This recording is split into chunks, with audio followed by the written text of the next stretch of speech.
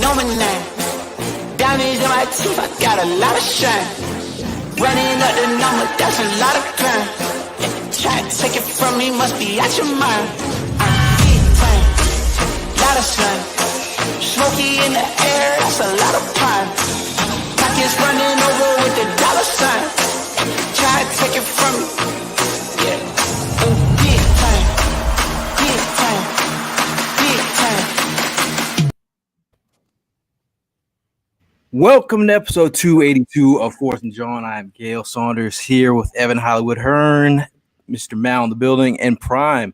And today we are talking the quarterback position. Obviously, the season's almost here. Newsflash. So we're going to start talking about the position groups. I know obviously everyone's excited about Jalen Hurts. Obviously, people are excited about anything Eagles. You go anywhere in Philadelphia, everyone wants to talk about Eagles.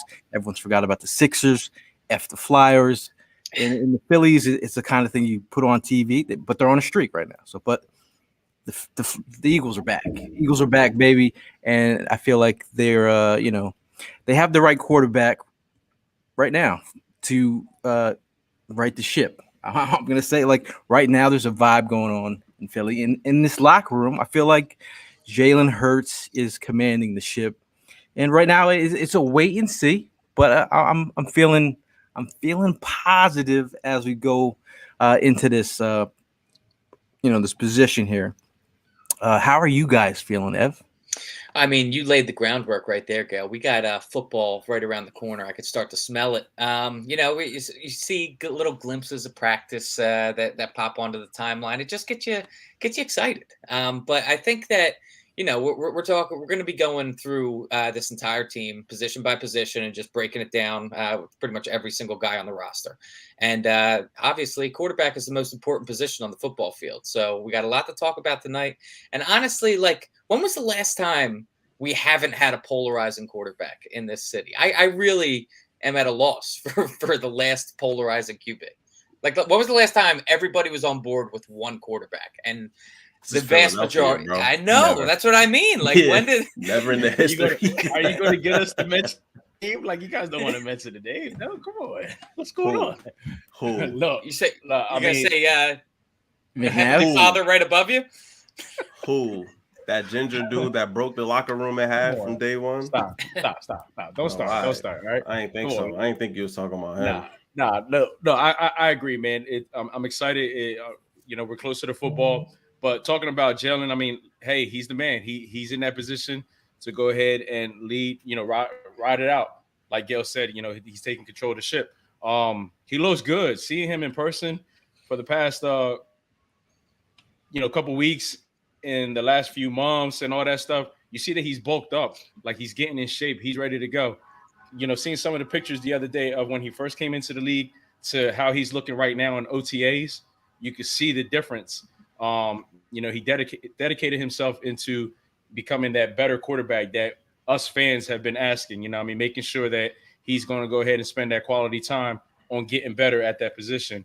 And, the way this guy is looking, it looks like, that's what he's doing. He pretty much answered, what we wanted from him. So I'm excited. I'm ready to go. I mean, look, he kicked it off with hitting a dinger at that celebrity softball game. You know what I mean? Not just a dinger. Walk off. Walk off at that.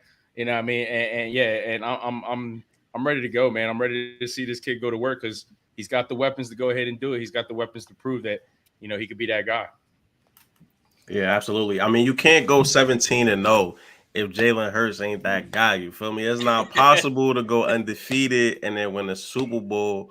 It got to be on Jalen Hurts because, that's just simple math. The math is mathing, which means if we are going 17-0, I went to see a genie. She hooked me up with some prognostication. She was like, Mal, you on to something. 17-0 sounds like butter. That sounds like perfect. Undefeated. I knew it was coming. It was all up here, and then I went and got it verified. But nah, man, I'm excited about Jalen. As it's been well documented, this is his second consecutive season with the same system and same coaching staff for the first time since high school. That can't be talked about enough considering the success he had in college, right? And so I'm excited to see what he does in year 2 with the tools that he has outside, the offensive line in front of him, second year in the system. I think he really has an opportunity to take his game to the next level, worked out with quarterback gurus. Is clearly one of the leaders on the team, definitely the leader on offense at only 23. I mean, how many 23-year-olds really command that sort of attention from 10-year veterans? Very few. So I've always believed in Jalen Hurts. I thought he had the intangibles and the stuff right here to get it done. Once he can match up this with the athletic ability that he has, I mean, he could be a top 10 quarterback for a really long time. So, 17-0, standing on business, Super Bowl coming. Even when we lose, I'm going to ignore that and still keep that same energy because that don't fit my narrative. So I'm not even going to pay it no attention, man. I mean, but excited, bro. There are a lot of narratives going on right now, but Scott talks about did Hurts work with some football guru? Yeah, he did. Yeah. He is working with a QB coach, and he's also is spent some time with Tom Brady as well. So he's out here doing the work. You could say the Lord's work, or the QB Lord's work, or the QB God's work. But talking about his leadership. Sirianni mentioned about Hurts. I'll go back to the type of guys that maximize their football potential. What are the common denominators with those guys? They have high character, they have high football IQ, they love football, they're tough, and they're competitive. Jalen is all of those things. Yeah. When you talk about your leader of your football team, those are the kind of qualities you like.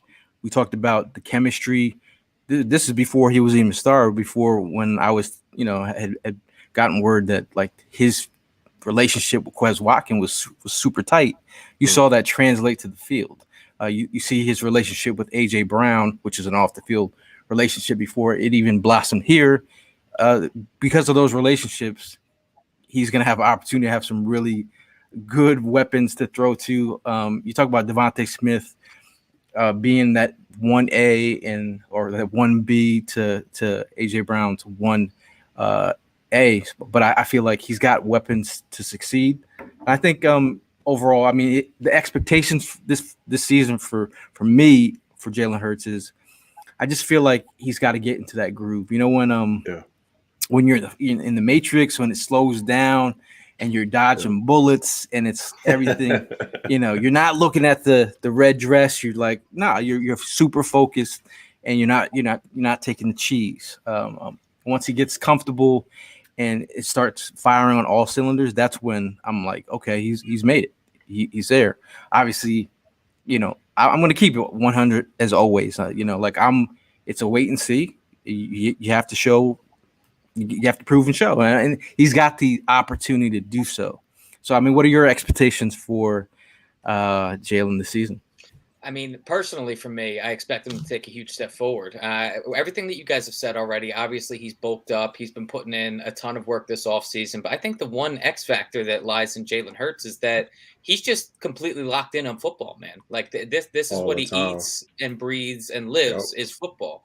And I hate comparing him to guys of the past, but obviously we've had quarterbacks in the past that they like to spend their off season hunting, enjoying themselves, vacationing, however you want to spend your off season. But what I see in Jalen Hurts is a guy that just wants to continually get better, man. And there's a lot that can happen between January and September. That's 9 months. People go from conception to full human in 9 months. If you're telling me that Jalen Hurts can't improve his arm strength at the very least, I think it can happen. So I feel confident that Jalen Hurts takes a huge step forward next year, especially with the pieces that have been added around him.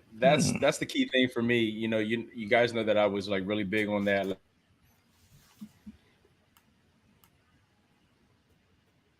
He's really big on. Yeah, that was one of the disappointing things about Jalen is that arm. Am I still here? You are here, brother. This is you connection up. Yeah, so catching up to your connection. Yeah, so I mean, it's all about that arm strength. Better this, going into the season this year. And then of course, all about leading those receivers. So those are the key things that I'm hoping that he worked on this offseason. I'm confident he did. I mean, like you guys said, he's so focused on football, and you can see it all the time. I mean, that's what he talks. He sleeps, eats, everything. Everything's football with him, and it's a great attitude that I love to see. Going into the second year, so I'm excited.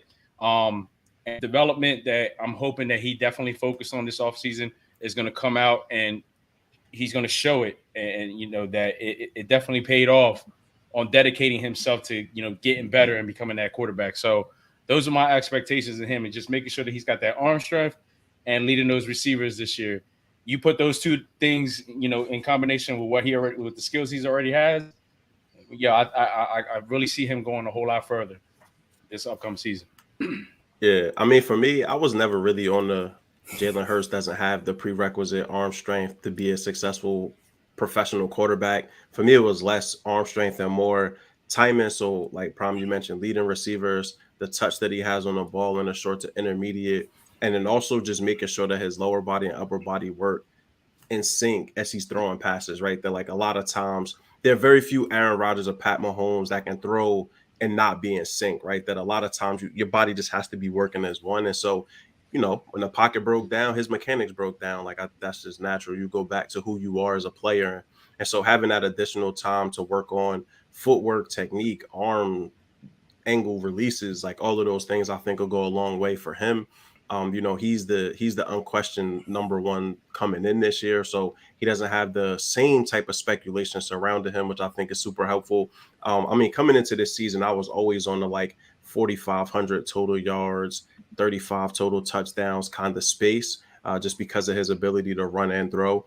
I see Jalen Hurts being successful. I think really though, it's going to be on Sirianni and the offensive coaches to help him build steam as the season goes along. It's going to be really important for those first handful of games that he comes out and plays well, just to build up that momentum, build up his confidence in himself, and to add to the cohesion of the offense. So I'm really curious to see what are those first 10 to 15 plays they call in the very first game of the season, right? I think that'll kind of also give us an idea of how they feel towards him. Is that 8 runs and then 2 passes, right? Or are we going to see some sort of 50-50 split or a 60-40 kind of split where they're really relying on him to make better choices from the pocket?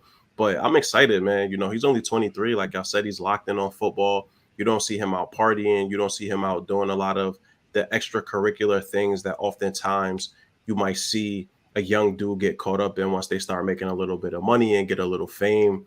He's locked in, man. Everything that you see from Jalen Hurts is all football all the time. I hope in his private time that he's doing things outside of just football, because that's also how you burn out.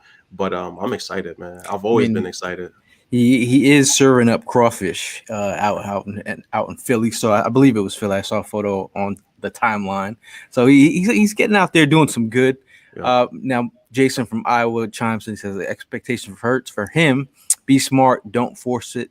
Trust in your teammates. And it's funny that you say trust your teammates. My next thought for me was, when you talk about concerns for, we got expectations. That's the positive. So, I mean, we're obviously going to talk about the concerns for Jalen Hurts. But for me, when you talk about concerns, it's kind of like, we have this saying, trust the process in Philadelphia.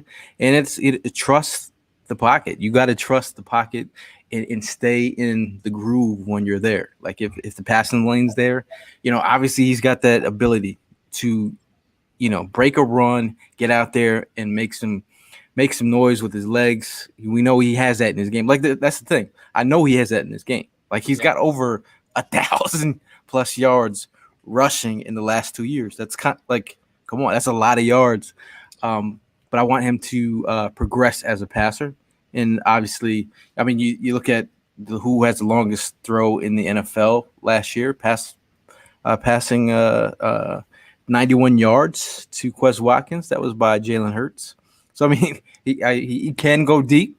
So, it's really about the consistency. Mm-hmm. When it becomes a natural thing, like when you become consistent with your game, that's where you become a pro. I mean, that's where the difference between good and great is. You're consistent, and when you want to be great, you do abnormal shit like Aaron Rodgers. That's what the greats do. But with this kind of defense, I've said it all along, if you have a solid defense, get 3 and outs, manage the game, do Jalen things that other quarterbacks can't do, and manage the game and make plays, and this could be solid. So what are your concerns? Well, I mean, first of all, I want to just melt together the idea that you just had and Mal's idea where he was talking about like what he expects out of the first 10 plays of the season. I honestly think a smart thing would be to start the season off with a lightning rod. I'm thinking about when T.O. joined the squad and first play from scrimmage was an 80-yard bomb from Donovan to T.O. Something like that. A.J. Brown, just get the momentum, get the juices pumping, and set the stage for the entire year. But if I'm talking about concerns with Jalen Hurts, obviously there's concerns with himself and whether or not he's progressed in the areas I want him to progress. But my concern also lies in, we have still a young coaching staff. I understand that Nick Sirianni, he passed off the play calling to Shane Steichen, but I just don't want him to be left all alone. I know that in the beginning of last year, we pretty much had to bully Nick Sirianni into running the ball. And it felt like the fan base had a better grasp over what plays to call than the actual coach himself. And I just don't want Jalen Hurts' development to be halted at all by Nick Sirianni just not knowing what to do, not getting support from his coaches. Yeah, I mean, if there's a concern only on my end, it's just him having more faith in himself. I think if there's really other things to go ahead and touch upon, it's things from last season. So I want to put that behind me. I don't even want to focus on what happened last season. I want to focus on this season. And if there's only one thing that I still want to focus on. Again, it's just him having more confidence in himself. Having more confidence in his team.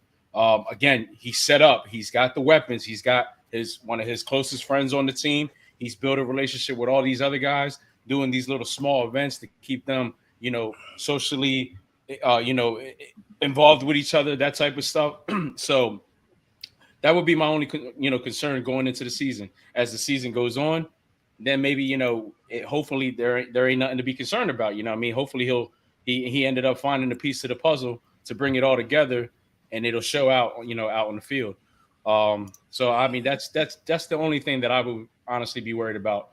Other than that, hey man, it's time for him to go and shine this year. Yeah, I think my biggest concern is that we've seen the best of what Jalen Hurts can be, right? That like if last season is his ceiling, then that's a bit concerning because I'm not convinced that player evolves into a top 5 or 10 quarterback, is somebody that like you should be handing a big contract to, is somebody that you should be holding on to versus maybe making a pick next year. I think also one of the concerns is less with Jalen Hurts and more with just the fact that how we stockpile picks for next year, which probably will be a pretty strong QB market, that if Jalen doesn't just completely exceed expectations just overwhelmingly, that like it still may be out of his hands, right? That like, Herm mentioned the young quarterback, young coaching staff that didn't choose Hurts, right? Like they were given Hurts, they've done what they can with him. I think you can, again, if he comes out this year and has a very similar year, like above average, but not good nor great, that they can make the argument that like, listen, he's just not the player for our system. Let's go ahead and identify somebody that's a better fit. I don't necessarily think that'll be the case, but I do know no matter which way it goes, that Jalen Hurts is going to work his behind off and is working his behind off to be the best player he can be. And so if his ceiling is who he was last year, it is not from a lack of trying or being distracted and not doing the things necessary to get better. And so, everybody has physical limitations. Everybody has their ceiling. I think it's just a determination of like how high his goes versus what's best for the team moving forward over the next 3 to 5 years. I think, the thing about Jalen Hurts is like, I like the way he carries himself, and he lives in this coach speak, but he actually believes it. Like there's some people that are on football teams, or I've had quarterbacks who like they say shit, and everyone's like, they know the right thing to say. I'm not running through a wall for this dude. But like for Jalen, that's a thing. But the thing about his situation where he's in this pocket to like, he's got Philadelphia media here. He's got the pressure of like getting that contract. He's got the pressure of, the next quarterbacks coming in and us having multiple picks. Yeah. And at the end of the day, like, I feel like he's a guy that just lives in his space. And like, if he can, like, imagine if I'm imagining that he will, but think about those kind of pressures where other quarterbacks or people will fold under these magnifying glasses. So I mean, this is where he's at. For him to succeed, that would be amazing. And I like the fact that he's in this pressure cooker type situation. And moving right along to our next player. I wanted to just touch on Dante's point right here. Yeah. Before we moved on, if you just look at these three names, Cunningham, McNabb, Vick, those are all quarterbacks that are capable of running, but those aren't run first quarterbacks. That's the difference right there. Those are guys that are able to get downfield with their legs. Yes, but they are very strong passers as well. I argue Vick was a run first quarterback. So I was kind of that one was like. I argue Vick was a run first. I would accept that, but it's like one of the things that is really slept on about Michael Vick is like, dude had a cannon, dude. Like there was no denying that dude could just let loose. Yeah, so like that is an aspect that Jalen Hurts he doesn't have in his game yet, and I'm not saying that with timing or with improving his arm strength he can't get closer to that, but those three guys, it's not fair to put him with them, I don't think. But I mean, I feel like that's a valid point though, and even with the like don't leave the pocket component, I think folks want to really keep him inside the like technical pocket. First of all, like changing platforms is a part of the NFL, right? Like moving your quarterback outside the pocket to open up looks, to get defenders to commit because they're thinking that he's going to leave. Like that's a strategy. And so I personally don't want to see Jalen Hurts diminish who he is as an athlete and as a runner to try to prove a point as a quarterback. I think ultimately like that'll undermine him as a player. I think it's finding that balance between I don't see it in my first two reads, I'm taking off, to I'm going to readjust, get outside the pocket. I got A.J. Brown running around. I got Dallas Goedert running around. I have Smitty running around. I have Quez probably going deep and just resetting the platform. But, the best quarterbacks, even when they leave the pocket, they keep their eyes downfield, right? Like it's a difference between eyes downfield, making a play versus I'm out. I want him to do less of the I'm out, move the pocket. Hey, bro, we know what you can do with your legs. At worst case scenario, just be out. But in the end of the day, shift the pocket around, but make those throws, yo. They're open, and the defenses don't expect you to make that play. I mean, I think with his skill set, he at the end of the day, he's always making defenses think. So absolutely. If you could even make them think even a little bit more by getting to all your dudes and seeing all your reads, that's even a better space to be. But like exactly going back to that space I was talking about, that pressure cooker space. Like I want him to think about the Jets game where everyone was like feeling Gardner Minshew or whatever it is the case. I want the competition to be as good as it can be behind him. Like I don't want him to be going to comfortable. Like this is what I want. I want a competition, and I want a guy who's gonna actually like when you get a quarterback who comes in like, hey, I'm Joe backup. Like Gardner Minshew wants the job. Like he's already went to Nick Sirianni, and I respect that from a player's perspective. Him coming in not thinking I'm a backup. No, I want you to push. So the fact that you have Gardner Minshew, obviously he's a character and he's got a hell of a mullet.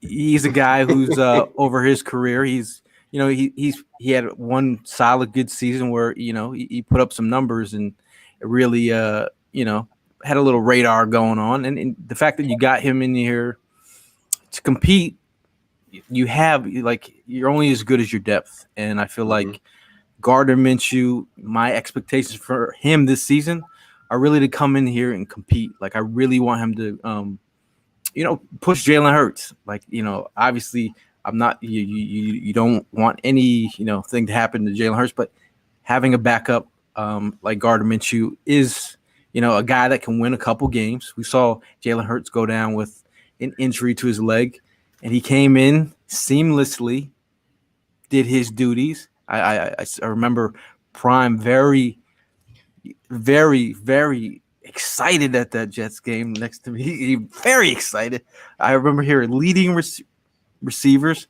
We're all impressed with that performance, but I'm just saying, I really want him to push the competition. Like it is what it is.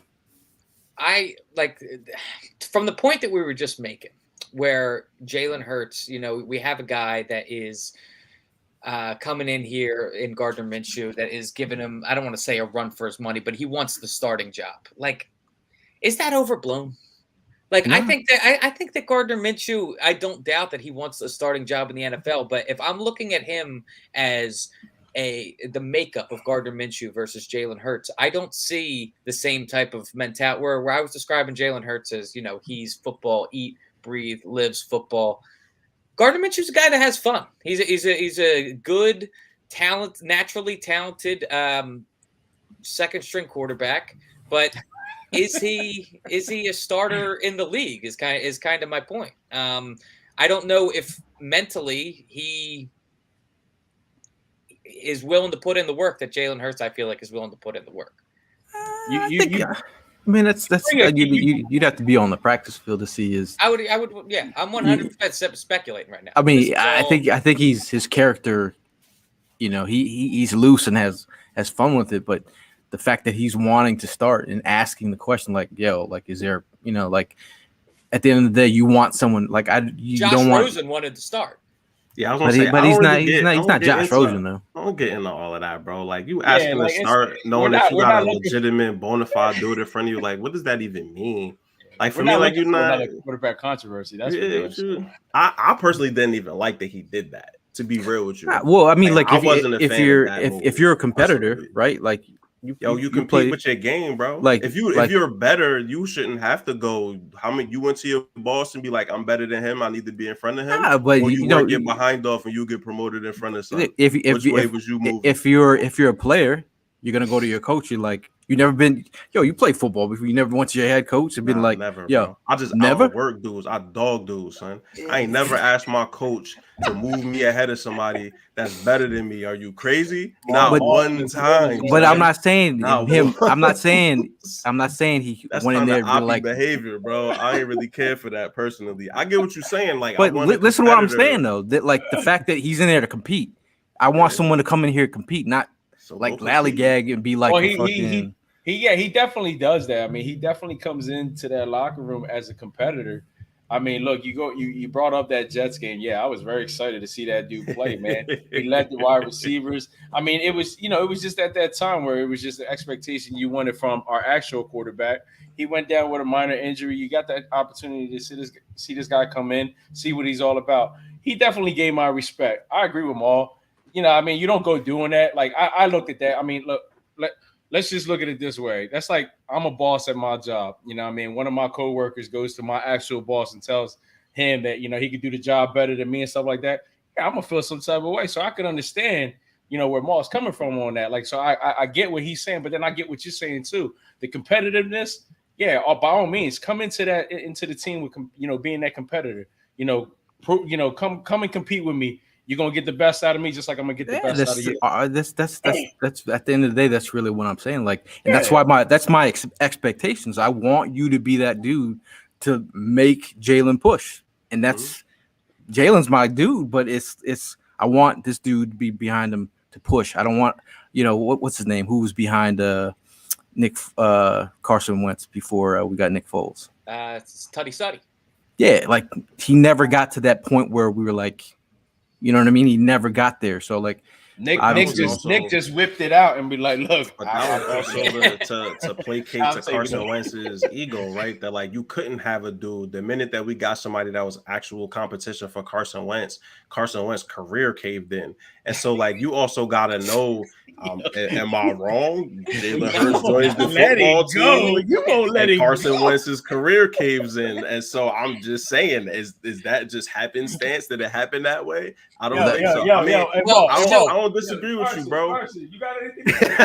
I know Carson over there. You ain't tricking me. But So, I Gail, don't disagree, Gail. I don't disagree about the competition piece. I wholeheartedly agree with that. My thing is the approach, right? That like when you're on a team, a football team, yo, you know who the dogs are, right? Like you shouldn't have to ask permission. And certainly that conversation should have never gotten out. We should have never heard about that. Because if that's between two grown-ass men in the Stay in your NFL lane. locker room, how did we hear about this? Stay in your And so lane. that's more so I'm like somebody was doing a bunch of talking that they chit-chatting that they shouldn't have been. I'm cool with Gardner Minshew. I think that we overblowing what he did versus a very decent Jets team versus how he looked versus the Cowboys, right? Like, yeah, we had people hurt. Yeah, it wasn't a full offense. But like, if Gardner Minshew is going to pass Jalen Hurts, I want to see him perform well in both of those instances, right? He was set up for perfection in that Jets game. He did not look like the same quarterback versus the Cowboys. And so for me, Gardner Minshew is not a threat. I need Gardner Minshew to work his tail off, potentially get another opportunity to start somewhere, most likely be a bridge quarterback for the rest of his career. That's his ceiling, right? We know what he is. And so for me, Gardner Minshew will have to go so hard to ever turn around and be like, okay, you start. But you do need to do like him to spot start for a dual threat quarterback. The chances of Jalen Hurts making it 17 games, he might miss 2 or 3. He's the perfect person to spot start 2 to 3 games. But like, I think people in this fan base see Gardner Minshew as something that he just has never been and will never be. He's 26. We know who he is, bro. That's the personality. He's a very charming type of guy, and people fucking love it. And that's just he's a country dude, and he appeals to a certain demographic of the Philadelphia Eagles sports fans. I get all of that. Say the quiet part out loud. Yeah, like I trust me. The quiet part's still in here. Yeah. I kept that part inside. Yeah. But he appeals to a very specific demographic in Philadelphia, in the greater Philly area. I wholeheartedly understand that. But like, I don't know, bro. I see people talk about Gardner Minshew as if he's this player that he's never been. And he was never that guy. My point is that, like I was originally saying to Gail, is that do you think I agree that Gardner Minshew is a good enough backup, and I agree with everything that Mal just said. He's the perfect guy to step in for a couple games. But do you think in Jalen Hurts' mind that he views Gardner Minshew as a legitimate threat? Absolutely not. But I think, I don't believe Jalen Hurts even think like Jalen's so dialed in that. Yeah. But like, I need someone to always be behind you, like working hard. Like sure. I use the same scenario when Bill Walsh, when he had Joe Montana, who's won Super Bowls for him, he brought in Steve Young to pressure Montana. Right. He has he has Montana, but he brings in Young.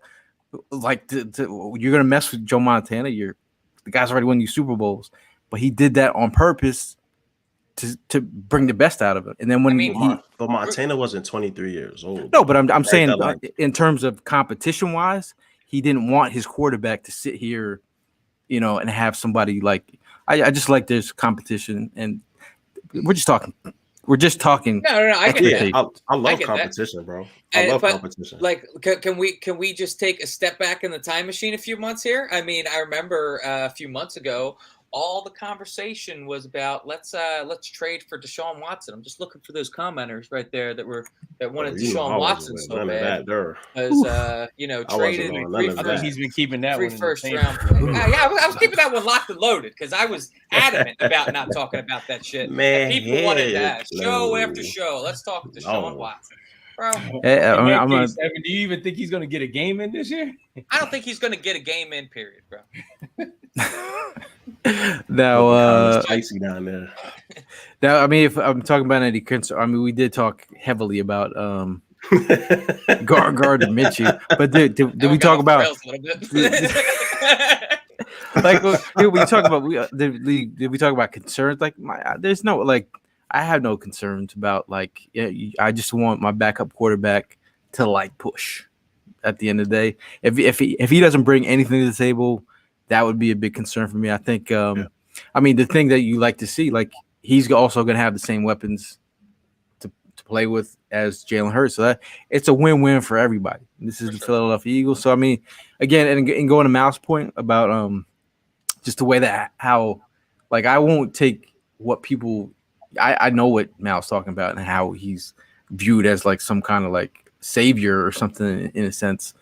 But I'm not going to say that that's Gardner Minshew's, narrative, like from him, that's coming from somewhere else. But I feel like at the end of the day, it is what it is. I also like to have a quirky backup. Like he reminds me of what's his name, Neckbeard, Corey Detmer.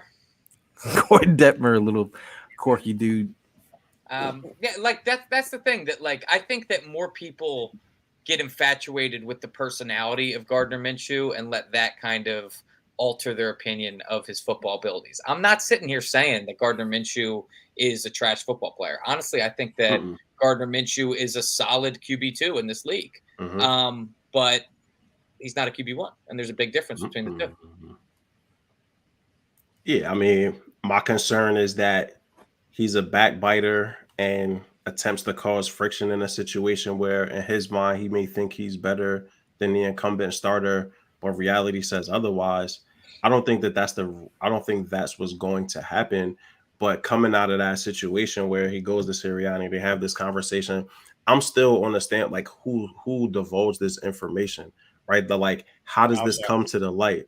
Because in the end of the day, that's a conversation that we shouldn't even be talking about that. You could talk him up as much as you want. Mark, you know what I'm saying.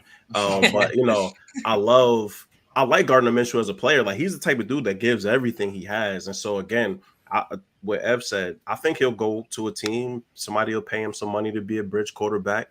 We've seen this. Look at the boy. It'll be Nick Foles.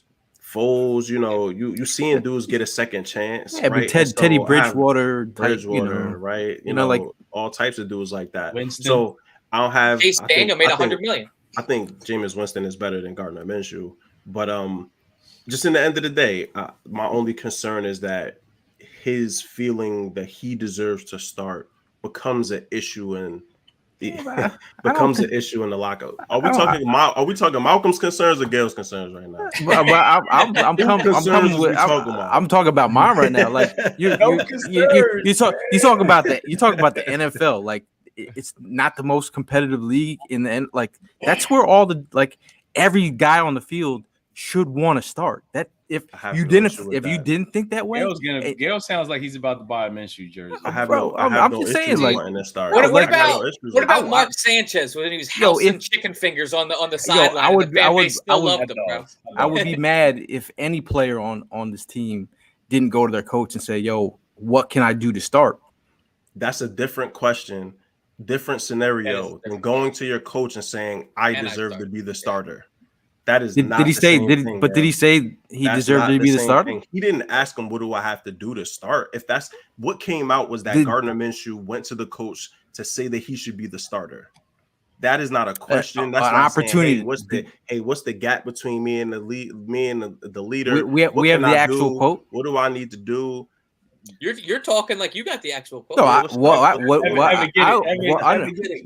understood. What I understood is that he asked what I need to do to start.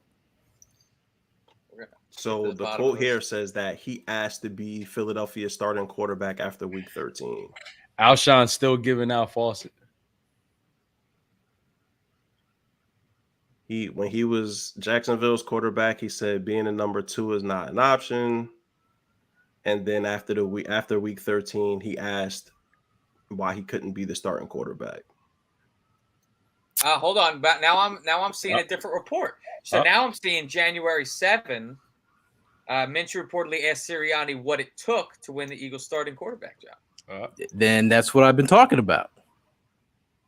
I don't know which one's so true. I'm looking at this one that says after his performance, Minshew reportedly went to Eagles head coach Nick Sirianni and asked for the starting gig over Hurts, according to ESPN's Chris Mortensen. He also asked what it would take for him to become this team starter. Sirianni reportedly responded with, "It's not going to happen." That's what I'm talking about. Like I don't have a problem with anyone. Like I want somebody ask for the starting quarterback gig. That's what I'm referring to. I'm referring to what it takes to start. Like I need to hear that from all players on the Eagles Yo, roster. this why it's a cool brewing. I'm about to be the host. That's why I'm taking over the 4th of John podcast. The people had enough of you, Gail. Nah, I'm just joking, man. What, put you in the bathroom in a second, bro. Gail said I worked too hard for this. But after that, I'm gonna be honest and serious. As a football player, like if I have a guy behind me not fighting me in practice every day, I got a problem with that. You're supposed to make me better. That's what every coach will tell you to do. That's but what if you every was in front of that dude and he went to your coach and said, I should be the starter, you gonna make me better. Response? I'm gonna whoop your ass in practice. This is what we got different. We got different. But I've had to compete against guys my whole playing football. Like the dog comes out and whoever's the best player is going to play. But you know, the cat that says they should have my job, every instance I get, I destroy them. I make them look so small and we're talking about the NFL, bro. They quit. Like, don't do that, bro. Don't make me put all the weight on you. You don't want that for real. And so again, like, I get it, but don't come asking for my job that I work my behind off. Yo, what can I do to take your spot? I don't got no issue with that. I deserve his spot. I'm crushing you every chance I get. Like you talk to any NFL player, they think they're like they'll tell you that they're the best player. They're not gonna say like this dude's better than me unless it's like Calvin Johnson and you're like Greg let's Ward. Keep it 100. That also isn't frequently the case at quarterback, right? That like usually, because look what happened when they drafted Jordan Love. Aaron Rodgers threatened to retire 2 years in a row behind that, right? Like usually your quarterback, your incumbent starter is your unquestioned leader unless something happens. And so, yeah, 100%, I get the competition piece, but usually quarterbacks are exempt from that sort of situation because that is the face of your franchise. That's your franchise leader. That's the person that everyone's supposed to buy into. So if you have a situation where that person is split, right? That is fracturing, much like what happened with Carson Wentz and Jalen Hurts. When it fractures, it causes all sorts of issues across your organization. So again, I'm not disagreeing with competition. I'm just saying in this instance, at the most important position that is on a football field on either side of the ball, you rarely see somebody doing that when they're not even that guy, right? They're like, if he was that good, I wouldn't have an issue. But we know that he's not better than Jalen Hurts right now. Yeah, but I mean, at the end of the day, we already know that. So we're talking about competing. We're talking about you need a backup to be. At the end, your backup needs to win. Your backup needs to win a couple games for you. That's exactly. And he could do that. That's right. That's where we're at. Look at Carson Strong. Well, why don't we move right along? I was gonna say, I've lost track of where we're even at in this argument. Yo, Evan, let's start an argument, man. Carson's better than Nick. Let's see here. Moving right along, we have Reed Sennett. Obviously, he was traded. He was, he played at San Diego, got some time, I believe.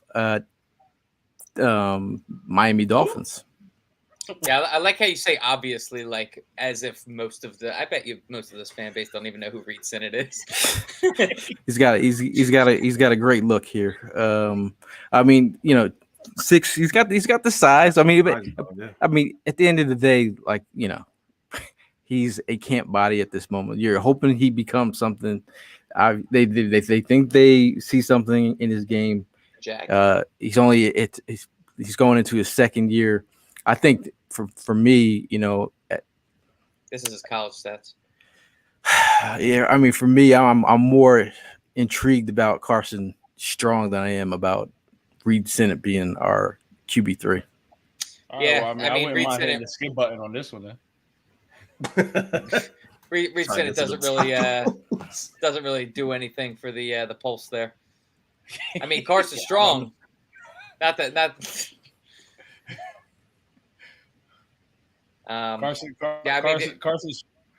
Strong. The only thing that's like out there is Strong. That's it. Other than that, what's there to talk about Carson Strong? No, well, I mean, what I remember when we were going through the draft, there was one stat I looked at with Carson Strong, and I was like, all right, I'm out.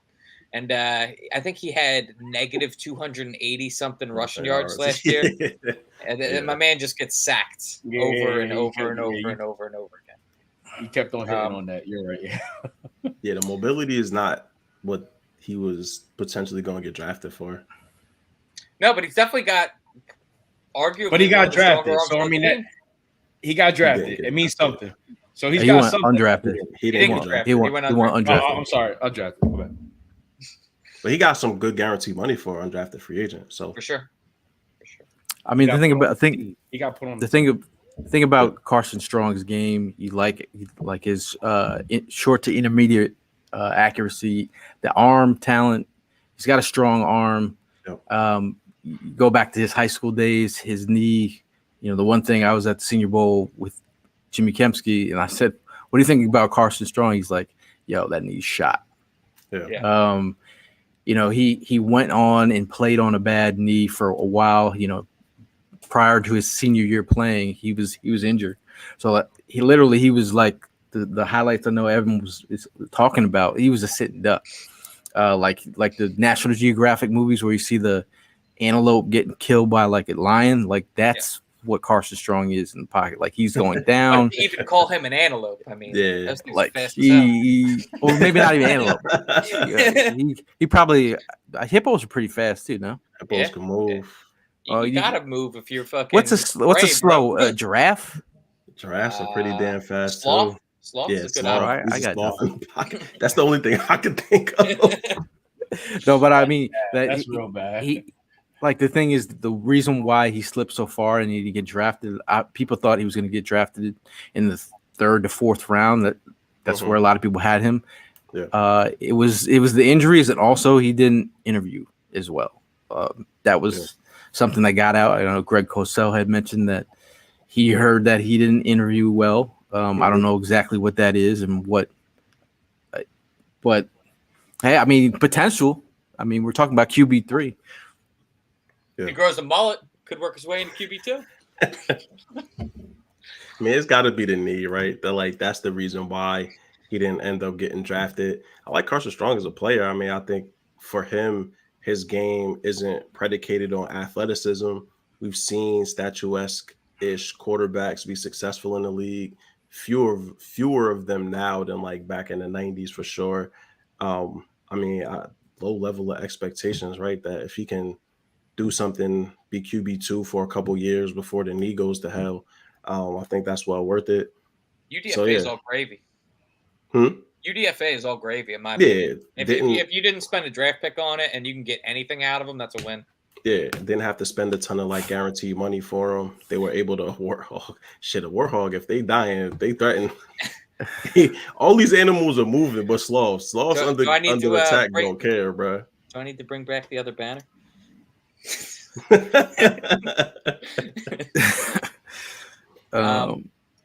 So I got to. I guess I gotta give a happy birthday shout out to Daniel too. By the way. Oh, it's Daniel's birthday. Daniel, happy birthday, Daniel. Swedentown.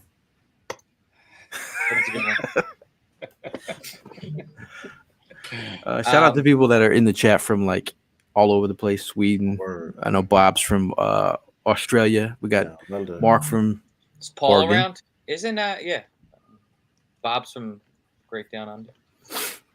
Feast with Pete. He's from Yo, Pete. Sri Lanka. Sri Lanka. Originally. Pete said his birthday was 2 weeks ago. Happy belated, brother. Yeah, happy belated, man. Jordan Davis. You guys been catching any Jordan Davis clips recently? I love him, man. I was hell bent on the Kyle Hamilton thing. I've fallen in love with Jordan Davis ever since he came here, bro. Great personality. I mean, he fits a heck of a need too. Yeah, he's a jokester. I mean, like some of the interviews that he had after his OTAs, he was joking around. That's I like seeing that out of that guy. Well, there's that, but there's also like just think of like the resurgence he could kind of give to Fletcher Cox's career, man. Yeah, like he for at least 1 year of it. Yeah.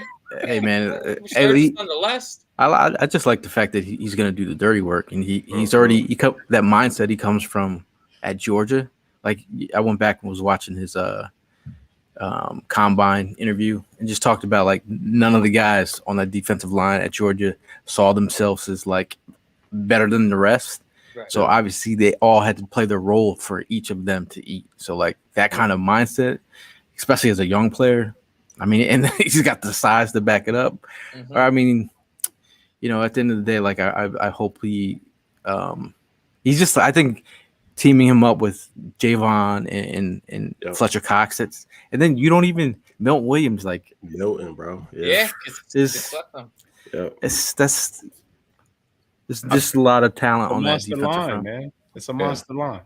And with Jordan Davis, I don't know, for me, it was sort of easier to project his skill set into the NFL versus some of the other folks on the line because you had to do a little bit more guesstimating, right? That like the defensive end that went to Jacksonville wasn't asked to be just go after the quarterback type dude. Like he had to do his job, right? And so we saw what Jordan Davis was supposed to do in college. He's gonna have a very similar role for the Eagles. And so for me, I was like out of that defense and watching as much tape on them as I did. I felt he was a safer projection just because you see what he could do is exactly what we're going to ask him to do. Whereas some of those other Georgia defensive linemen, they'll be asked to do other things that like they just haven't really put on tape consistently necessarily. Mm-hmm. Yeah, this dude can move like a semi, man. Yo, that the film's going around of him versus the 3 Alabama interior linemen that moved him 2 inches off the line of scrimmage. And one Like, of those my guys, Dude, that's Alabama, dude. Yeah, That's but Alabama. and one of those dudes was our starting left guard. Yeah. Oh yeah, Landon was already talking about what a beast he is. Yeah. But as we recap the quarterbacks before we close it out, before we move on, just saying, you know, I think we have a good nucleus of guys in here at the moment. Yeah, we have budding talent. You got the backup, and you got a potential guy that you could develop in Carson Strong. Reed Sinnett. We'll see. We'll see. Camp Arm.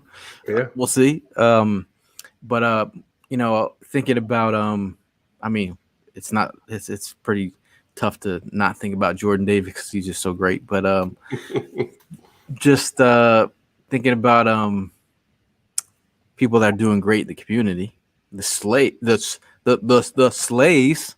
Word.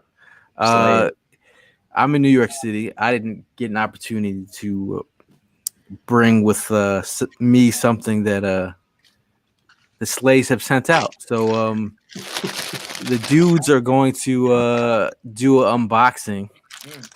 I'm gonna have to do my unboxing later. You see how bummed out Gail is right now? He can't be part of this. Yo, you know what, Gail? That's your problem. Cracker Jacks. No, I mean, big shout out to the Slays, man. Yeah, they've done a lot for the community. Hi. Whoa! Look at that! That's what's up. How you like that? Very nice, man. Hey, you see that mark in there? That is nice. Are you gonna frame that or?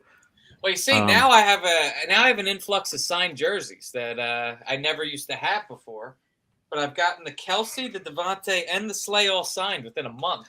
I thought about that. I thought about that. I was like, I gotta buy I don't even have the wall space to put them. I was like, yeah, you can I say the Slays? It's Darius Slay. Yeah, it's Slays. But Slays with an S. Shout out to the Slays. Yeah. Slay apostrophe. Yes. Prime, let me see your jerseys. Nice. Very nice.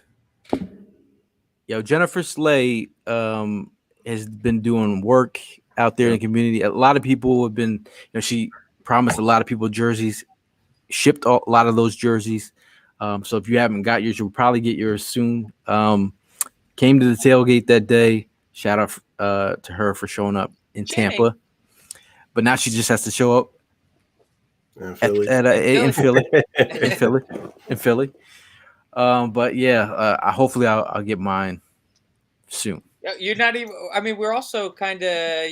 forgot to mention another big thing here. There was a Yeah. big competition yesterday. Yeah, I mean, I was trying to. Prime just tormenting Hollis Thomas.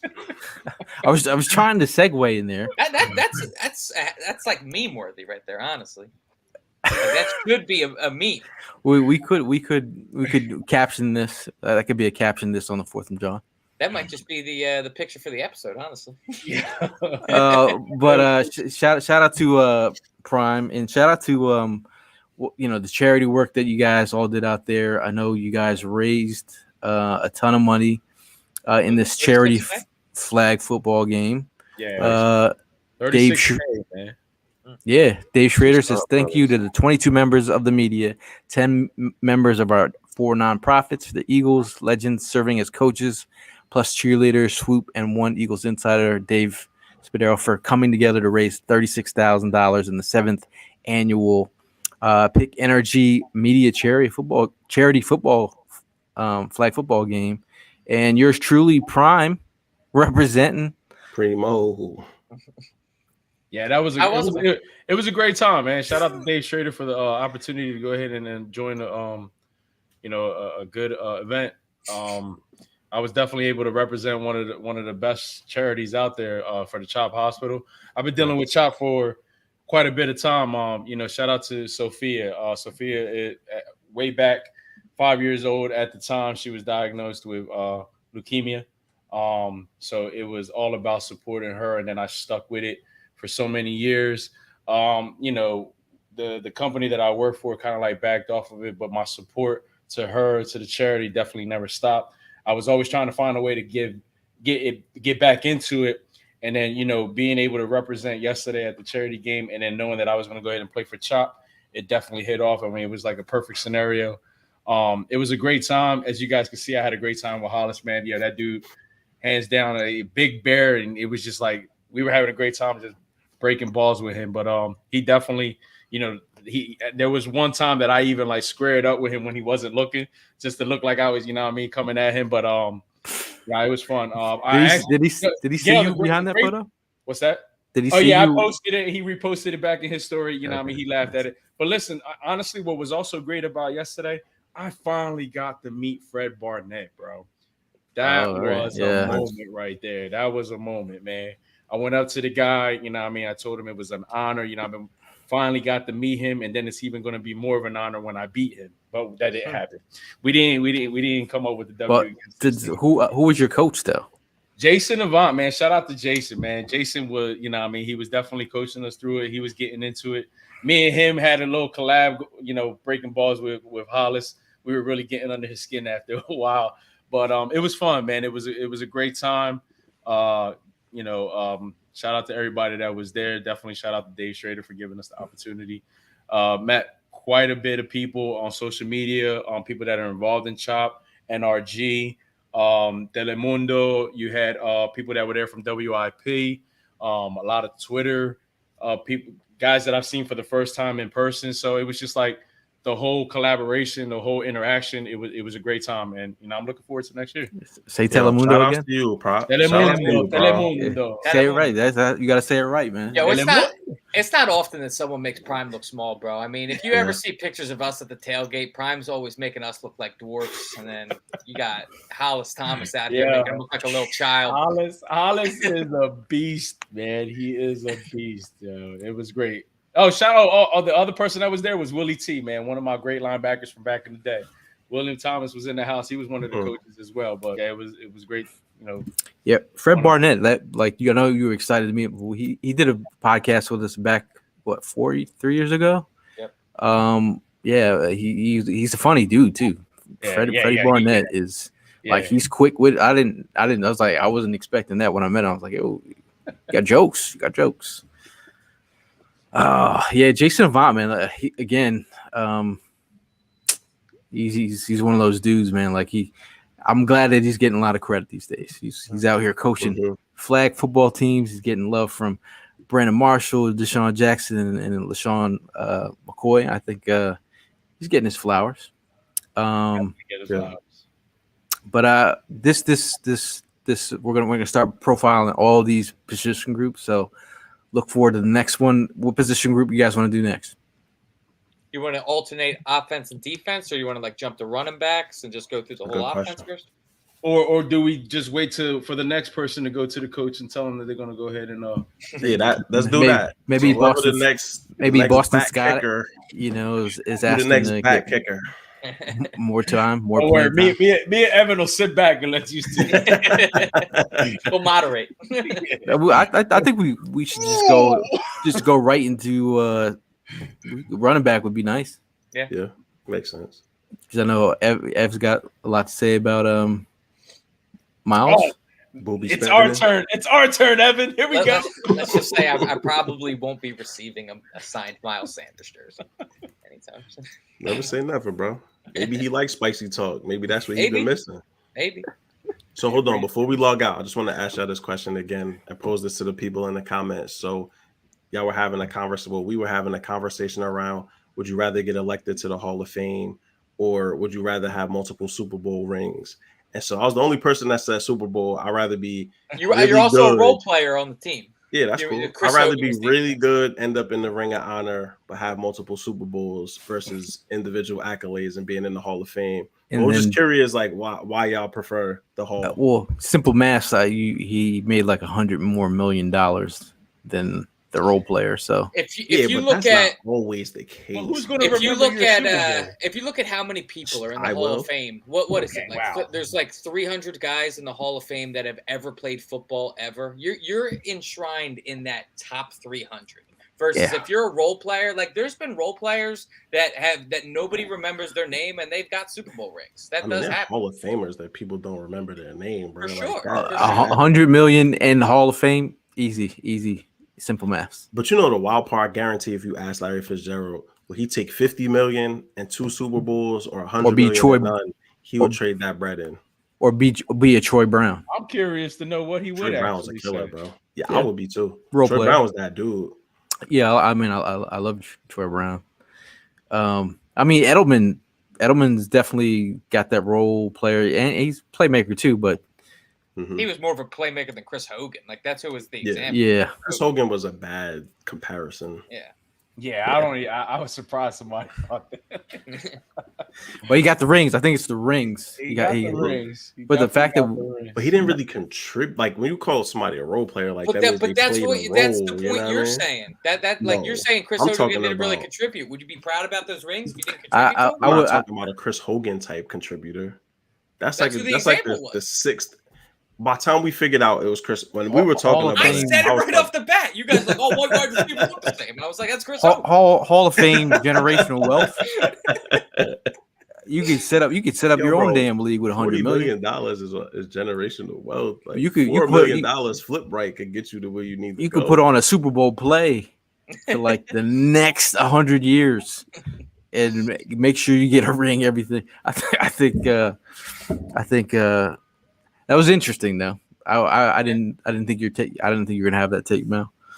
I'm all about them the team accolades, and because I don't know, when I think about Super Bowl winners, I'll just see those pictures of dudes holding their kids right with their partners. Like that celebration is just so incredible. I mean, Hall of Fame gold jacket is a gold jacket in the end of the day, but for me, I would definitely go with winning the Super Bowl, winning multiple Super Bowls, and being really remembered as a really good player. That would be my preference, but I don't think there's a wrong answer. I think it just depends on what matters to you. Sure. I saw Helene say, "Can we talk about the sprinter, possible new punt returner?" Yeah. I mean, Devin Allen. It's not every day that you get a world-class sprinter on your Eagles. He posted the 3rd fastest time ever in the 100-meter hurdles, 110-meter hurdles. And then not only did he run his race win, he gave a little shout out, "Fly Eagles fly." Like he's in the mindset. And some people are like, "Oh, can you catch a pass?" I'm like, "Do you watch football? Like, did you watch college football?" Like, and I don't want to be that dude, but like when you're being that dude, like, can he catch a football up there? Like he got a contract from the Eagles for a reason. He's got the speed. He has played college. Ask Mark, resident Oregonian. I don't know if that's right, but Mark will tell you he's played football before. So again, When was the last time you played? it's probably like Been a he had couple of years. injuries probably I thought about it was 4 like or 5 years, 2016. five or 6 years ago. It was like 4 or 5 years. Yeah, Yeah, it's been a Long minute. time. But I mean, that, also he's And he's placing still top 3 in all of these events versus still like the smoking. fastest human beings in the world. So Yep. I give him that. Like, hey, if you could catch the ball coming down, I don't know. We don't need you to run but so many routes. We need somebody that could catch a ball coming out the air on special teams and do a little something with it. I saw that because I posted. If you saw it on the socials, I posted that, and from every angle I heard, "Can you catch a ball?" I saw that comment about 80 times. 80 times. That would make sense, timing wise, at Oregon. I think Mariota would have been his keeper. I mean, the biggest thing for me is what Devin Allen said about what Jalen Hurts reacted to him and made him feel comfortable. He's like, I know that I'm like 7th or 8th string on the roster for the wide receivers, but he made me feel he got an opportunity to get to know me. He took the time to get to know me. What Gardner Minshew do? Did he invite him out to the ranch? No. You know what I mean? What I gotta do to take somebody out? Right. You're always asking for permission. Man. Yeah, man. Get him out of here. I'm just excited about this season. First time in a minute that I have faith in the QB room. I think that he can definitely run straight really fast. I think Jalen Hurts is going to take that next step, and I've seen this quite a few times, and I'll like rehash the sentiment that he doesn't have to take a huge leap for this team to be a playoff contender, right? That like he has to make some strides in very tangible areas, but like a little bit better Jalen Hurts. And like this team is a threat, dude, especially with the additions that they've made on offense and defense. I'm excited to see where this all pans out. 17-0 is my guess. And yeah, I'm standing on it, bro. Prime, your last thoughts before we get out of here.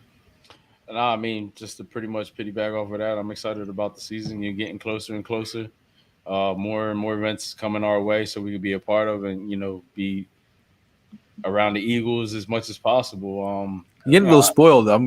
Prime. You're getting a little spoiled. I am, man. I mean, like Ev just talked about. He's like, yo, I got a Slay jersey, a Kelsey jersey, and the Devontae Smith signed jersey. But hold up, but can we agree? I think we're all getting spoiled. I mean, Evan with 4 signed jerseys now. I mean, like you listen, you got things going on for you. Maul, softball game, I mean, things are starting to happen. I mean, baby steps. And then yesterday, I mean, I felt like a kid going up in there. I gotta admit, walking in there, it was just like, yo, I see these guys on a original basis now, like, what I mean? So I walked up to Jason like, yo, what's good? What I mean? Hollis Thomas, the same thing. It's like, yeah, so I admit, man, I'm geeked up. I'm geeked up when I get around these guys, but it is what it is, man. We did what we did to get to the point where we're at. You know what I'm saying? We got Hollywood Prime over here. Hey, man. Hollywood Prime. I ain't stealing Hollywood. That ain't come from me. That what I mean? He's the one that gave me the label. I got it. I ain't stealing Hollywood. Nah, but all jokes aside, man, I'm having a great time. We're all having a great time. You're enjoying your time. But that's the point, man. Like, life is short, man. Like, have a good time and enjoy yourself, bro. I'm gonna tell you right now. You know what I mean? Not to really downgrade the conversation or anything. Life is very short. Yeah. Have the fun that you're having, and that's what I focus on a daily basis. Yeah. You guys brought up about the whole competitiveness. I mean, like, we don't compete against each other, but we bring the best out of each other, the 4 of us. And this is what we do. This is what we do on a weekly basis. For the people that are in the chat, for the people that follow us, for the people that come to the tailgates, this is what we do. This is what we love to do. We love to give you guys a part of everything. You know what I mean? Keep your, you guys close to us. And a lot of things can happen for people. So I'm just going with the flow, man. And I'm going to be one to tell you I'm very grateful for everything that's going on right now. So with that being said, that's my positive note leaving the show today. Live each day as it's going to be your last. That's it. And I love to make Gail's life hell. So like I get a chance every Tuesday between 6 and 7 to come on this show and just bother the hell out of a dude that's become my big brother, man. I enjoy it, bro. Ain't no putting me in the bathroom. Hey, Hollywood, if he put me in the bathroom, bring me right back. You heard? If he puts you in the Bring bathroom, me I'm gonna have right to kick back. you out, bro. That's why I'm fucking chilling there. They already choosing sides. Damn it. You go in one door and out the other. No, but you know, I don't got I don't got much else to say other than that I'm excited for what's happened with this team. I mean, I made the whole point earlier where I was, you know, I jokingly brought up the Deshaun Watson stuff earlier, but like in reality, I like what happened this offseason. I like the risks that we took and the risks that we didn't take. I think Howie Roseman did a hell of a job this offseason, and like I've been saying ever since, you know, this last season ended, if Jalen Hurts can show improvement this year, there's no doubt in my mind we could be in the playoffs. So I'm all with it. Absolutely. Interesting. No, I feel that. I feel the same way. I mean, I just like I'm excited, man. Like it's taken a while for us to see the evolution of this roster. We saw the Sproles, the Jason Peters of the world. You know, Carson Wentz. It's like we shed the, you know, like what is the snake skin sheds their skin, and then all of a sudden they got this new skin. Like and this is young new skin. You know what I'm saying? So I feel like that good skin right here. It's just weird I thought it would take longer to get back to where I think we might be. So I thought it would take a little. Hey, if we get it, you know, sky's the limit. But talking about the quarterback position was very interesting. We got some thoughts out. We're gonna move on to the running back position, maybe sooner than later, because there's a lot of positions and camp is starting soon. A lot of dudes. A lot of dudes to talk about. These 2 a days. Yeah, 2 a days. We might be back at it in a couple hours. No, I'm just kidding. Prime's got to eat.